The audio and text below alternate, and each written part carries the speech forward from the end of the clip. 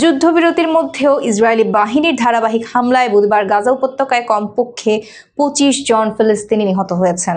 গাজা সিটির আল জেইতুন এলাকায় বাস্তুচ্যুত পরিবার থাকা একটি ভবনে ইসরায়েলি বিমান হামলায় ৫ জন নিহত হন। খান ইউনিসের দক্ষিণে আল মাওয়াসি এলাকায় ড্রোন হামলায় আরও ৫ জন আহত হন। পূর্ব গাজা সিটির আল সুজাইয়া অঞ্চলে কামান হামলায় ১ জন নিহত, ৪ জন আহত হন। এছাড়া খান ইউনিসের পূর্বে বেশ কয়েকটি বাড়ি ভেঙে দেওয়া হয়েছে বলে খবর পাওয়া গেছে।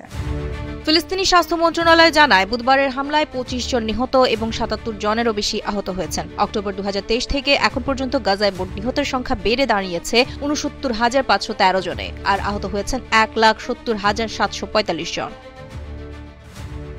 ইসরায়েলের সেনা সূত্র জানায়, আল জেইতুন এলাকায় হামাসের সামরিক কমান্ডারদের একটি বৈঠকে বিমান হামলা চালানো হয়েছে, যেখানে ওই এলাকার ব্যাটালিয়ন কমান্ডার ও নৌ ইউনিট প্রধানকে লক্ষ্য করা হয়। এর আগে ইসরায়েলি সেনাবাহিনী দাবি করে খান ইউনিসে তাদের উপর গুলি চালানো হয়েছে, যা যুদ্ধবিরতি লঙ্ঘন। সেনাবাহিনী পাল্টা হামলা চালায়। চলতি বছর ১০ অক্টোবর থেকে যুক্তরাষ্ট্রের মধ্যস্থতায় গাজায় যুদ্ধবিরতি কার্যকর হয়েছে। এ সময় ইসরায়েলি জিম্মিদের মুক্তি ও সেনা আংশিক প্রত্যাহার হলেও প্রতিদিন বিমান হামলা, গোলাবর্ষণ ও গুলিতে হতাহতের ঘটনা অব্যাহত রয়েছে।